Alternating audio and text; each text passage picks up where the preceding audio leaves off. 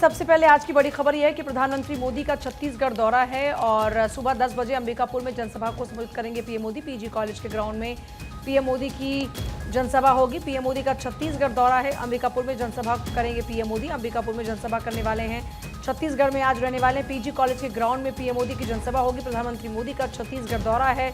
PM Modi के छत्तीसगढ़ दौरे के दौरान में बीजेपी की जीत को सुनिश्चित करेंगे और 400 पार के आंकड़े का जिक्र जो बार बार किया जाता है उसको और साकार करने के लिए प्रयास किए जाएंगे। पीजी कॉलेज के ग्राउंड पर पीएम मोदी की जनसभा होने जा रही है। पीएम मोदी छत्तीसगढ़ में पहुंच रहे हैं आज और छत्तीसगढ़ में आज बीजेपी की जीत को सुनिश्चित करेंगे। अंबिकापुर में आज पीएम मोदी की जनसभा रहने वाली है। तो छत्तीसगढ़ के दौरे पर प्रधानमंत्री मोदी, ये बड़ी जानकारी है इस वक्त। आज देखिए छत्तीसगढ़ में प्रधानमंत्री मोदी रहेंगे। लगातार अलग अलग राज्यों में पीएम मोदी पहुंच रहे हैं और इस बीच पीएम मोदी आज जनसभा करेंगे और लगातार अलग अलग राज्यों का दौरा भी कर रहे हैं। और देखिए खबर ये है कि कल ही प्रधानमंत्री मोदी छत्तीसगढ़ में पहुंचे थे और आज उनके कार्यक्रम यहां पर रहने वाले हैं। तो छत्तीसगढ़ को लेकर ये बड़ा अपडेट है। प्रधानमंत्री मोदी आज छत्तीसगढ़ में चुनाव प्रचार करते हुए नजर आने वाले हैं और उनके कई कार्यक्रम आज हैं। अंबिकापुर में पहले जनसभा वो करने वाले हैं पीएम मोदी।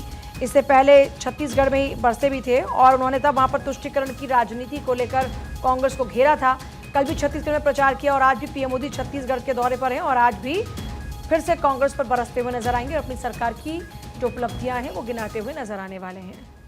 तो पीएम का ये दौरा बेहद अहम। कल वो पहुंच गए थे, रात्रि विश्राम उन्होंने छत्तीसगढ़ में किया और आज भी कई जनसभाओं को वो संबोधित करने वाले। और इसी बीच बड़ी खबर ये केंद्रीय गृह मंत्री अमित शाह का 2 दिवसीय वाराणसी का दौरा। शाम 5 बजे बाबतपुर एयरपोर्ट पहुंचेंगे अमित शाह। केंद्रीय चुनाव कार्यालय का वो उद्घाटन करेंगे। महमूरगंज स्थित तुलसी उद्यान में खुलेगा कार्यालय। पार्टी की चुनावी तैयारियों की वो समीक्षा करेंगे। तो आज प्रधानमंत्री मोदी के संसदीय क्षेत्र में केंद्रीय गृह मंत्री, भारतीय जनता पार्टी के चाणक्य कहे जाने वाले अमित शाह पहुंचने वाले हैं और खबर यह है कि 2 दिन तक वो वाराणसी में ही रुकेंगे। अब अमित शाह के वाराणसी दौरे को आप इस लिहाज से देखें कि पूरे पूर्वांचल को साधने की कोशिश भारतीय जनता पार्टी इस वक्त करती हुई। इससे पहले पश्चिमी यूपी पर भी विशेष फोकस के तौर पर हमने देखा था कि तमाम जो बड़े चेहरे थे वो लगातार हुंकार भरते हुए नजर आए थे। और अब पूर्वांचल में भारतीय जनता पार्टी लगातार अलग अलग जगहों पर किस तरीके से बीजेपी के पक्ष में माहौल बनाया जा सके इसको लेकर के कोशिशों में। हालांकि अगर वाराणसी की बात करें तो वाराणसी में आखिरी चरण में ही वोटिंग होने वाली है, लेकिन यहां पर अगर केंद्रीय गृह मंत्री अमित शाह पहुंच रहे हैं और वहां पर वो कार्यकर्ताओं से संवाद अगर करते हैं तो इसके मायने निकाले जा सकते हैं कि कोशिश रही है कि आसपास की जो लगती हुई सीटें हैं इस पर भी बीजेपी को फायदा मिले। और यही कारण है कि 2 दिन तक केंद्रीय गृह मंत्री अमित शाह वाराणसी में रहेंगे। खबरों में बढ़ते हैं आगे, बात करते हैं अखबारों में मौजूद खबरों की। आपको बता दें कि दूसरे चरण से पहले पीएम नरेंद्र मोदी ने पूरी ताकत अपनी झोंक दी है। राजस्थान के टोंक में जनसभा को संबोधित उनके द्वारा किया गया। वोटर्स को मोदी की गारंटी के बारे में बताते हुए पीएम नरेंद्र मोदी नजर आए और लगातार 400 पार का नारा गूंजता हुआ नजर आ रहा है। इस बीच दैनिक भास्कर की अगर बात करें तो फ्रंट पेज पर हेडलाइन, दूसरे चरण की 89 सीटों पर वोटिंग से ठीक पहले गूंजे कई सारे मुद्दे। इस बीच प्रधानमंत्री नरेंद्र मोदी के संबोधन में कई सारे शब्दों का वो इस्तेमाल करते हुए नजर आए, जिसमें आरक्षण, हनुमान जी और मंगलसूत्र शब्द शामिल थे। इस बीच दलित पिछड़ों का आरक्षण न खत्म होगा और न ही धर्म के आधार पर बटेगा, ये मेरी गारंटी है, मोदी ये कहते हुए नजर आया। और कांग्रेस शासन में हनुमान चालीसा सुनना भी अपराध हो गया था। कांग्रेस को भी आड़े हाथों लेते हुए पीएम नरेंद्र मोदी नजर आए राजस्थान में, क्योंकि राजस्थान की भी 25 सीटों में से बची 13 सीटों पर दूसरे चरण में चुनाव होने वाले हैं। ऐसे में प्रधानमंत्री का आखिरी ये राजस्थान का दौरा रहा और टोंक में गरजते हुए विपक्षी पार्टी के ऊपर पीएम नजर आए। बढ़ते खबरों में आगे बात छत्तीसगढ़ की, जहां छत्तीसगढ़ में पीएम नरेंद्र मोदी ने चुनावी कमान संभाली। महासमुंद में जनसभा को संबोधित किया। जनता में इस दौरान जोरदार उत्साह भी देखने को मिला। तस्वीरें आपकी स्क्रीन पर। भारी संख्या में लोगों की मौजूदगी इस सभा में मौजूद रही और पीएम नरेंद्र मोदी ने यहां विपक्ष पर निशाना साधा। साथ ही साथ 10 साल की उपलब्धियों को गिनाया और वोट की अपील प्रत्याशी के पक्ष में करते हुए नजर आए। तो छत्तीसगढ़ की कमान संभालते हुए भी प्रधानमंत्री नरेंद्र मोदी और तस्वीरें लगातार सामने आ रही है। अलग अलग राज्यों में बीजेपी के तमाम दिग्गजों के पहुंचने का सिलसिला जारी है। चुनावी हुंकार भरते हुए नजर आ रहे हैं और बीजेपी प्रत्याशी के पक्ष में वोट की अपील भी कर रहे हैं। और चलिए आगे बढ़ते हैं, राजस्थान की बात करेंगे। राजस्थान में पहुंचे पीएम मोदी ने कांग्रेस पर खूब प्रहार किया। कहा कांग्रेस राज में हनुमान चालीसा सुनना भी गुनाह। कांग्रेस तुष्टीकरण की पराकाष्ठा तक जाने की तैयारी में थी। मेरी गारंटी है रिजर्वेशन कभी खत्म नहीं होगा। तो देखिए, प्रधानमंत्री मोदी जब पहुंचे राजस्थान में तो जमकर बरसते हुए नजर आए। राजस्थान में पीएम मोदी ने कांग्रेस को जमकर घेरा और देखिए, लगातार राजस्थान में आप देख रहे हैं कि प्रधानमंत्री मोदी पहुंच रहे हैं और लगभग चौथी से पांचवी बार प्रधानमंत्री मोदी का ये राजस्थान का दौरा, जब एक बार फिर से वो कांग्रेस के ऊपर बरसते हुए नजर आए हैं। और देखिए, आरक्षण में सेंधमारी करना चाहती थी कांग्रेस। मेरे पास नवोदय टाइम्स है, फ्रंट पेज पर ही इस हेडलाइन के साथ में प्रधानमंत्री मोदी के इन बातों का जिक्र है। और देखिए, कांग्रेस के राज में हनुमान चालीसा सुनना भी हो जाता है गुनाह, पीएम मोदी हमला बोल रहे हैं। और क्योंकि देखिए, कल हनुमान जयंती थी और हनुमान जयंती के मौके पर खूब इस मामले को लेकर पीएम मोदी ने कांग्रेस को घेरा। पीएम मोदी ने मंगलवार को कांग्रेस पर आरोप लगाया कि वो दलितों, पिछड़ों, आदिवासियों के आरक्षण को मजहब के आधार पर मुसलमानों को देना चाहती थी। उन्होंने एक बार फिर आरोप लगाया कि कांग्रेस ने अपने चुनावी घोषणा पत्र में लोगों का धन छीनकर अपने खास लोगों में बांटने की गहरी साजिश रची है। और पिछले कुछ दिनों से अगर आप देखें, पहले चरण समाप्त होने के बाद से पीएम मोदी लगातार ये आरोप कांग्रेस के ऊपर लगाते हुए नजर आ रहे हैं और कांग्रेस को इन्हीं मामलों पर घेरते हुए नजर आ रहे हैं। इस मौके पर पीएम मोदी ने दलितों, पिछड़ों, आदिवासियों का आरक्षण ना खत्म होने की बात भी कही। उन्होंने कहा कि ना ही उसे धर्म के नाम पर बांटने दिया जाएगा। उन्होंने कहा कि सच्चाई ये है कि जब कांग्रेस और उसका गठबंधन सत्ता में था तो ये लोग दलितों, पिछड़ों के आरक्षण में सेंधमारी कर वोट बैंक की राजनीति के लिए अपनी खास जमात को अलग से आरक्षण देना चाहते थे और ये कुल मिलाकर उनका हमला रहा। तो आप कह सकते हैं कि राजस्थान के दौरे पर जब पीएम मोदी रहे तो अब देखिए, दूसरे चरण में क्योंकि बात करें तो राजस्थान के और बाकी के जो विधानसभा बचती हैं उनके लिए भी वोटिंग होनी है। अब वहाँ पर पिछली बार 25 की 25, क्योंकि देखिए सीटें इससे भी पिछली बार यानी 2 बार से लगातार 25 की 25 बीजेपी के खाते में रही हैं। इस बार 25 की 25 फिर से बीजेपी के खाते में करने के लिए प्रयास लगातार जारी हैं। बीजेपी को पूरा भरोसा है कि इस बार हैट्रिक लगेगी और इसलिए ज़्यादा मेहनत जोरों पर है। और इस बीच आरोप प्रत्यारोप का दौर भी खूब जोरों से चल रहा है।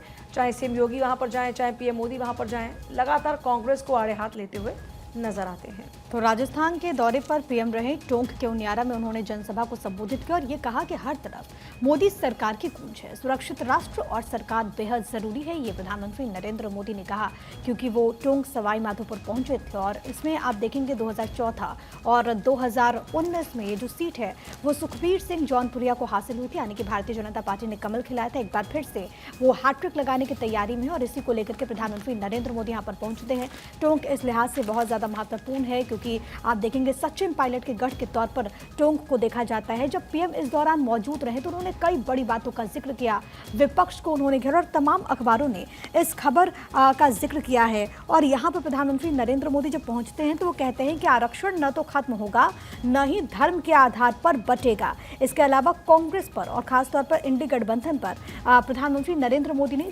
सीधे तौर पर वार किया और ये कहा कि कांग्रेस और इंडी गठबंधन जब सत्ता में थे तो दलितों, पिछड़ों के आरक्षण में सेंधमारी करके खास जमात को अलग से आरक्षण देना चाहते थे।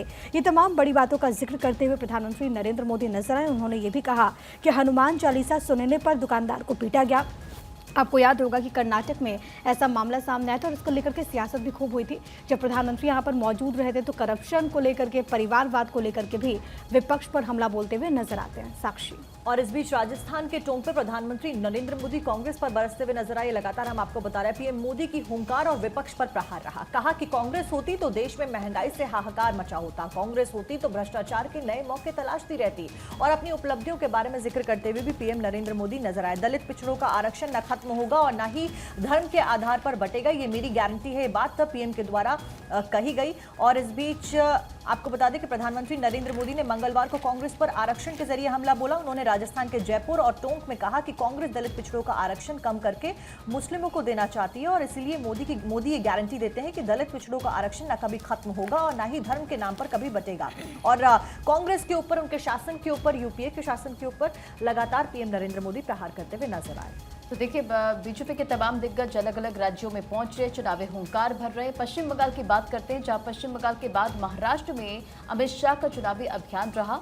अकोला में एनडीए प्रत्याशी के लिए वोट की अपील करते नजर आए और इस दौरान उनका स्टेटमेंट, विकास की कावड़ यात्रा लेकर निकले हैं पीएम नरेंद्र मोदी। अखबारों में भी इसका जिक्र है। केंद्रीय गृह मंत्री अमित शाह पश्चिम बंगाल में जहां भ्रष्टाचार और घुसपैठ के मुद्दे को लेकर तृणमूल कांग्रेस के नेतृत्व वाली ममता सरकार पर उन्होंने निशाना साधा, तो उसके बाद अकोला में उन्होंने कहा, सरकार न संविधान बदलेगी और न ही किसी को बदलने देगी।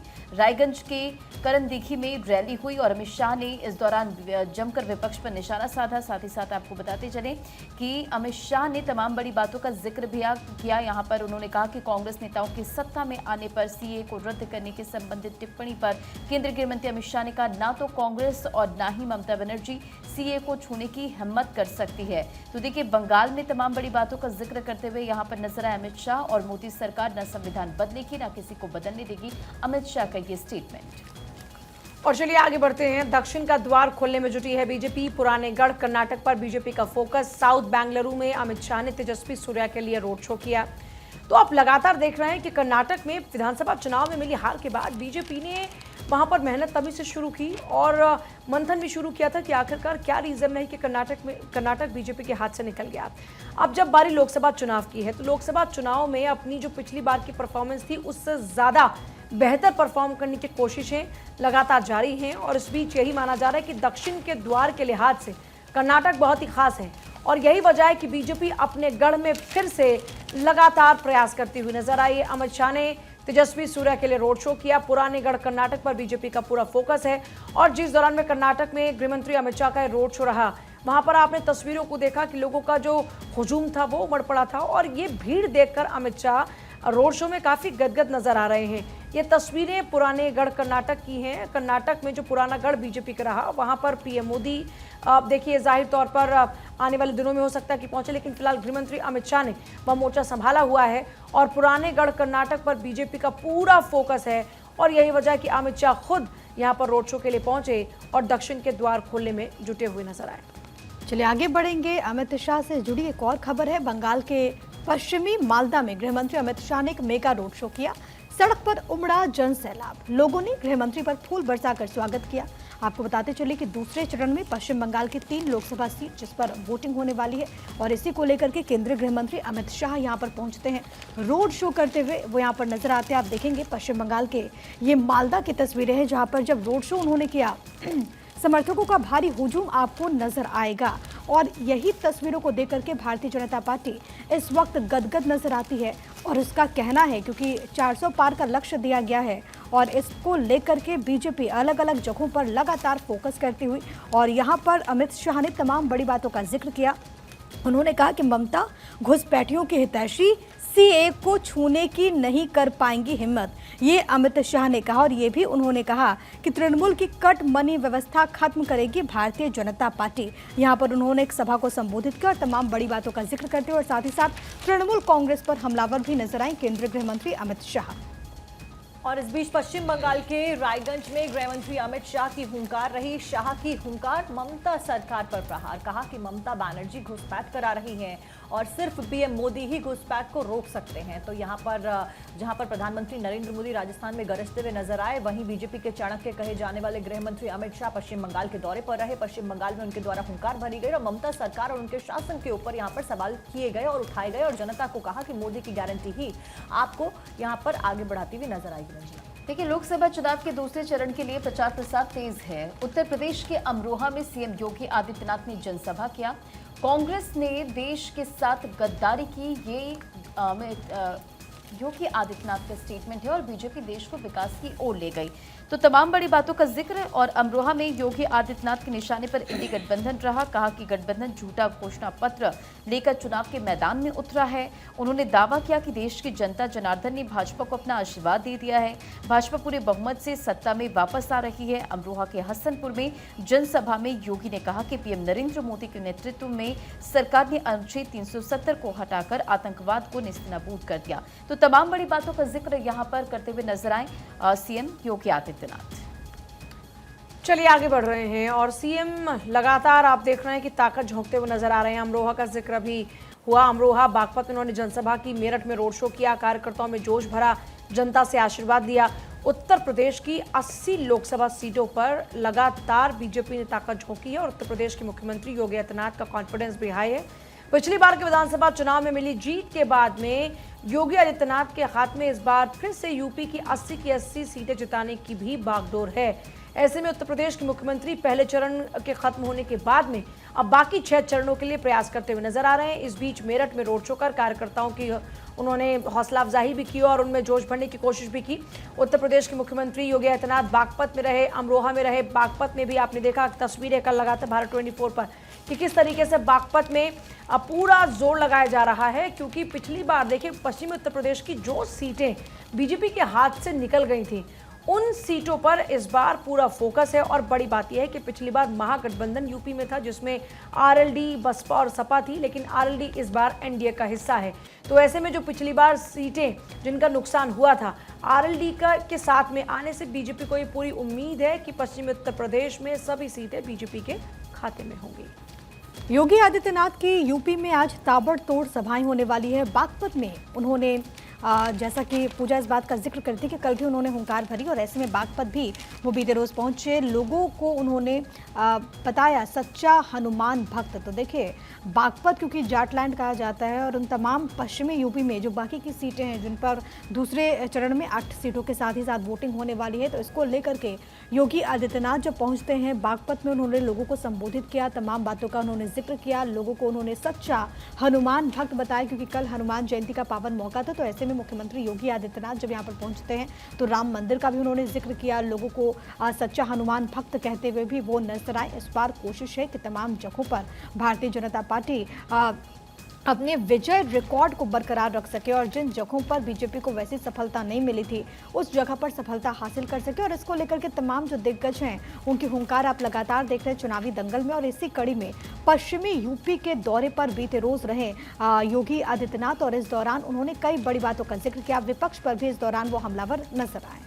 झारखंड की बात कर लेते हैं। झारखंड के खूंटी पहुंचे रक्षा मंत्री राजनाथ सिंह। अर्जुन मुंडा नामांकन कर रहे थे और उसमें वो शामिल हुए। कांग्रेस पर राजनाथ सिंह हमला बोलते हुए भी नजर आए। तो कुल मिलाकर लगातार बीजेपी अपने तमाम प्रत्याशियों के जो नामांकन है उसके जो प्रोसेस है उसमें भी पहुंच रही है। इस बीच क्या कुछ आपको सुनवाते हैं। संपत्तियों का सर्वे कराया जाएगा। आपके पास कितना धन है, आपके पास कितना धन है, सर्वे कराया जाए। क्यों सर्वे करा रहे हो संपत्तियों का? ईडी सीबीआई पूछती हो तो आप अपनी संपत्ति बताते नहीं हो, ऐसे तुम अपनी संपत्ति बताओगे? या आपकी आंखों में धूल झोंक रहे हैं और कहते हैं देश के संसाधनों का बंटवारा होगा। और यह भी कहते हैं कि जो माइनॉरिटी हैं और पर्टिकुलरली मुस्लिम, माने जो अल्पसंख्यक हैं और उसमें भी जो मुस्लिम हैं, उनको प्राथमिकता दी जानी चाहिए। पहला क्लेम यदि इस देश की प्रॉपर्टी पर किसी का बनता है तो उनका बनता है। तो उत्तर प्रदेश के दादरी में राजनाथ सिंह ने जनसभा की और इस दौरान रक्षा मंत्री राजनाथ सिंह ने सीएम योगी की जमकर तारीफ की। कहा आज सीएम योगी के नेतृत्व में उत्तर प्रदेश बेहतरीन कानून व्यवस्था के लिए जाना जाता है। और देखिए अपराधियों की कमर तोड़ रहे राजनाथ सिंह का ये स्टेटमेंट और इसी के साथ अखबारों में भी इसका जिक्र है। इंडी गठबंधन पर भी उन्होंने निशाना साधा। क्या कुछ उन्होंने सभा में संबोधन के दौरान कहा है, सुनिए।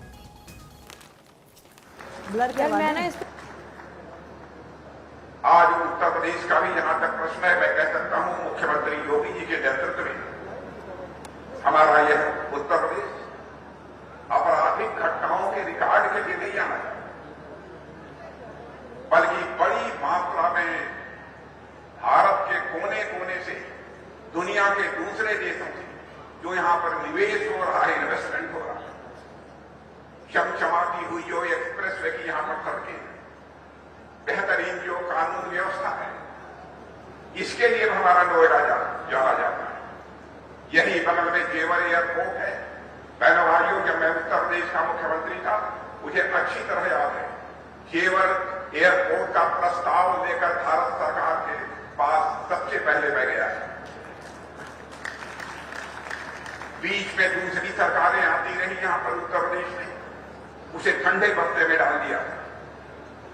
लेकिन मैं सचमुच आभार व्यक्त करना चाहता हूं भारत के प्रधानमंत्री मोदी जी के प्रति और यहां के मुख्यमंत्री योगी जी के प्रति। उन्होंने संकल्प ले लिया कि चाहे जो कुछ भी हो, जेवर की धरती पर इस भारत का एक सबसे बड़ा एयरपोर्ट बनकर रहेगा। उसको हरी झंडी दिखाई और आज जेवर एयरपोर्ट का काम तेजी के साथ आगे बढ़ रहा है। और देखिए क्योंकि बीजेपी के तमाम दिग्गज अलग अलग राज्यों में चुनाव प्रचार करते नजर आ रहे हैं। इस बीच मध्य प्रदेश की बात करें तो वहां पर पार्टी के राष्ट्रीय अध्यक्ष जेपी नड्डा ने कमान संभाली है। चुनावी सभा को संबोधित किया और कहा कि मध्य प्रदेश में बीजेपी अजय रहने वाली है और लगातार जेपी नड्डा आप देखिए अलग अलग राज्यों के दौरे करें। इस बीच जब मध्य प्रदेश में पहुंचे तो अपनी जीत को लेकर आश्वस्त नजर आए और उनकी ओर से जबरदस्त हमला भी विपक्षी पार्टियों पर बोला गया। मध्य प्रदेश के अंदर पार्टी को अजय बताया। चुनावी सभा को संबोधित करते हुए जेपी नड्डा ने पार्टी को अजय बताया और मध्य प्रदेश में उन्हें पूरा भरोसा है कि यहाँ की जो सीट्स हैं वो बीजेपी के ही खाते में आने वाली है। देखिए बीजेपी 400 पार के नारे की बात कर रही है और 400 पार के नारे को साकार रूप देने के लिए तमाम दिग्गज इस बार कड़ी मेहनत करते हुए नजर आए। इनफैक्ट बीजेपी यूं तो लगातार चुनावी मोड में रहती है, लेकिन अभी लोकसभा चुनाव की अगर बात करते हैं तो जेपी नड्डा हो, राजनाथ सिंह हो, चाहे इसके अलावा खुद प्रधानमंत्री मोदी हो, अमित शाह हो, बीजेपी के तमाम दिग्गज आपको पार्टी के लिए पूरे दमखम के साथ में चुनावी मैदान में मेहनत करते हुए नजर आ जाएंगे। और ऐसे ही मध्य प्रदेश में जब जेपी नड्डा पहुंचे तो यहाँ पर पार्टी को अजय बताया। वहीं तेलंगाना के भुवनगिरी में विदेश मंत्री एस जयशंकर ने मेगा रोड शो किया।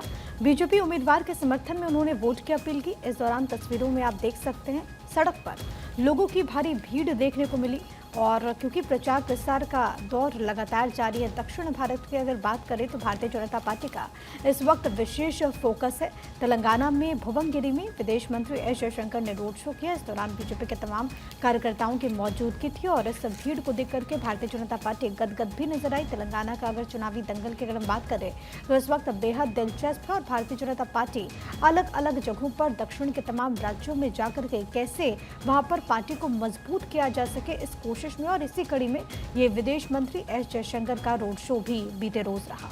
इस बीच पश्चिम बंगाल की बात करते हैं। पश्चिम बंगाल के सिलीगुड़ी में बीजेपी ने अपना दम दिखाया। केंद्रीय मंत्री हैं निशीथ प्रामाणिक और इस बीच शुवेंदु अधिकारी ने रोड शो किया। उनके साथ में मिलकर दोनों ने रोड शो किया। सड़कों पर जनसैलाब को इस दौरान देखा गया और भारी संख्या में लोग इस रोड शो में शामिल होते हुए नजर